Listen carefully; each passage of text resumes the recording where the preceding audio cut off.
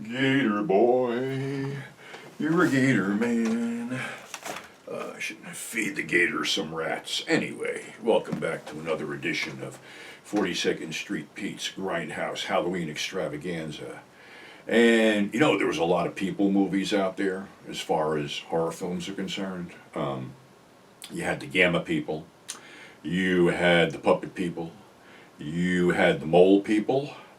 And one thing they all had in common was they kind of sucked and were boring. At least I think they were.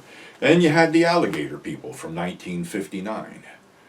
And the only reason this didn't suck was because you had perennial 50s horror heroine Beverly Garland as the lead. And you had Lon Chaney Jr. as the villain of the piece. And you had Bruce Bennett and you had George McCready. So the whole thing starts as a young Beverly Garland is a nurse in a psychiatrist's office, and she is going under some kind of hypnosis, which they're taping, and that's where the story begins, as she's on a train, and she just got married to Paul, played by Bruce Bennett, and all of a sudden Paul is handed a note from a conductor to make a phone call, and he has to get off, and there's only like a 1 minute stop to pick up the mail. And she's looking out the window, and he just looks at her, and the train pulls away. Well, now she's spending a couple of years, I guess, or whatever, trying to track his ass down. And she comes up with this sanitarium somewhere in a swamp. I'm guessing it was Louisiana. So she takes a train down there, and she's sitting, outside the train station when this battered pickup truck comes up with this guy named Manning in it, who is a very disheveled-looking Lon Chaney Jr., who has a hook for a hand. And he said he'd drive her to the place, so they're driving, and there's a branch crossing the road, and he has to move it. Then there's an alligator laying in the road, and he guns the truck and runs it over, screaming how much he hates gators, filthy, slimy gators, and that's where I lost my hand. So, okay, we've already established that. So when she gets to this sanitarium, she gets a rather less than warm welcome by this woman who's in charge, claiming that she's the only one there, and she has no idea who Paul is. And they want to send her back, but the help informs her that the train doesn't come back until tomorrow afternoon.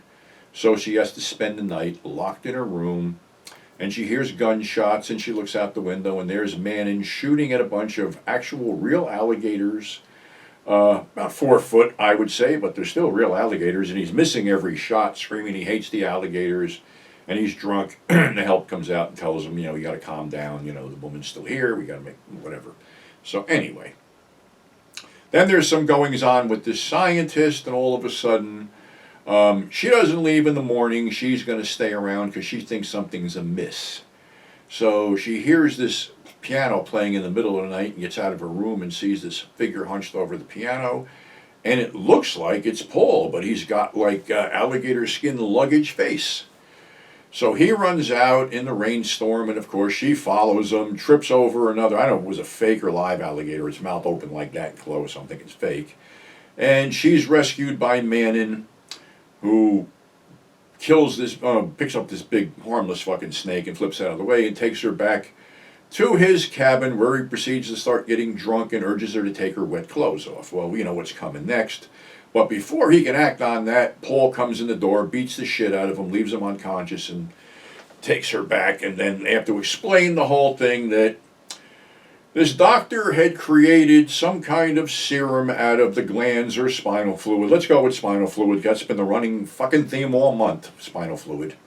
That basically he can use this serum, or whatever he takes out of these reptiles, alligators, and inject them into horribly maimed accident victims, which Paul was, and they basically regenerate their missing limbs and scars and everything and become people again. Well, it seems that, even though this worked, it sort of had side effects down the road where basically you became an alligator person. So the whole thing is there's one last treatment with this cobalt radiation thing that basically Paul feels if he gets zapped with this thing, he'll turn back into the good Paul and everything will live happily ever after, which it fucking seldom does in these movies. So while he's getting zapped by this thing, a drunk Manning comes in screaming, "Where's the alligator man? Where's the alligator man?" Of course, he hits the control thing, sparks fly. By then, he's got a full alligator head, and Manning goes after him, swinging the hook, and catches up in the electric thing, gets zapped. And I think this is like the third film I've seen Lon Chaney Jr. get fried by electricity. So, okay, so now the alligator man's out and running, gets into the swamp, actually gets into a fight with a real alligator. Then, of course, Beverly's pursuing him, and of course, what else is in the swamp? Quicksand. And of course, he sinks into the quicksand, ending his torment and pretty much ours for sitting through this thing. So it goes back to the whole thing where they can't tell her because she buried this into her subconscious or or whatever mumbo jumbo is going on. But like I said, oddly, Lon Chaney had a lot more dialogue in this 50s film than he had in previous ones like The Indestructible Man and The Black Sleep, where I think in The Indestructible Man he had like maybe 5 minutes of dialogue. So, I don't know if like I said, it's never boring with him around, but other than that, it's pretty much scientific mumbo jumbo, and, no alligator people attack any other people, and it's all kind of weird and creepy and frankly kind of boring. So anyway, I'm not going to lead you wrong. I'm going to tell you what I tell you, and that's it. That's my opinion of it. So that's our show for today. Thanks for subscribing. Thanks for tuning in. We'll be back tomorrow with some more Monster Madness.